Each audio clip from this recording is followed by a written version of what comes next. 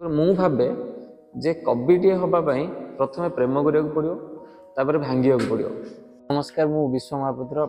ପ୍ରଥମେ ଆପଣମାନଙ୍କ ପାଇଁ ପ୍ରଥମେ ଗୋଟେ ତାଳି ହେଇଯାଉ କି ମୋବାଇଲ ଯୁଗରେ ମଲ୍ଟିପ୍ଲେକ୍ସ ଯୁଗରେ ବି ଆପଣମାନେ ବହି ଖଣ୍ଡେ ଖଣ୍ଡେ ପଢ଼ିବା ପାଇଁ ପସନ୍ଦ କରୁଛନ୍ତି। ମୁଁ ଭାବେ ଯେ କବିଟିଏ ହେବା ପାଇଁ ପ୍ରଥମେ ପ୍ରେମ କରିବାକୁ ପଡ଼ିବ, ତାପରେ ଭାଙ୍ଗିବାକୁ ପଡ଼ିବ। ତୁମେ ଯଦି ପ୍ରେମ ଖାଇକି ଧୋକା ଖାଇନ ତାହେଲେ ତୁମ ପ୍ରେମରେ ସେଇ ଯନ୍ତ୍ରଣାଟା, ସେଇ ଦୁଃଖଟା ଦେଖାଯିବନି। ଆଉ ଯନ୍ତ୍ରଣାଟା ଯଦି ଦେଖା ନ ଗଲା ଲୋକଙ୍କୁ ଟଚ୍ କରିବନି। ଯୁଗରେ ବି ଆପଣମାନେ ବହି ଖଣ୍ଡେ ଖଣ୍ଡେ ପଢ଼ିବା ପାଇଁ ପସନ୍ଦ କରୁଛନ୍ତି।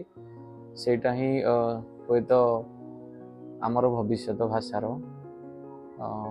ସମସ୍ତେ ଡିଫରେଣ୍ଟ ବ୍ୟାକଗ୍ରାଉଣ୍ଡରୁ ଆସୁଛନ୍ତି, କିନ୍ତୁ ସମସ୍ତଙ୍କର ଗୋଟେ କମନ୍ ଇଣ୍ଟରେଷ୍ଟ ହେଉଛି ବହି, ଯେଉଁଟା ଆମମାନଙ୍କୁ ଏକାଠି କରୁଛି। ତ ସବୁ କବି ବା ସବୁ ଲେଖକଙ୍କୁ ପ୍ରେମ କରିବାକୁ, ପ୍ରେମ ଅର୍ଥ ନୁହଁ ଯେ ତୁମେ କେବଳ ଗୋଟେ ଝିଅ ସାଙ୍ଗରେ ଗୋଟେ ପୁଅ ସାଙ୍ଗରେ, ସେମିତି ନାହିଁ। ତୁମେ ପ୍ରେମ କର, ଅବସେସ୍ଡ ହେଇଯାଅ କୋଉ ଗୋଟେ ଜିନିଷ ପାଇଁ, ଆଉ ତାପରେ ଭାଙ୍ଗିଯାଅ, ତାପରେ ଦେଖ କେମିତି କବିତା ବାହାରିବ।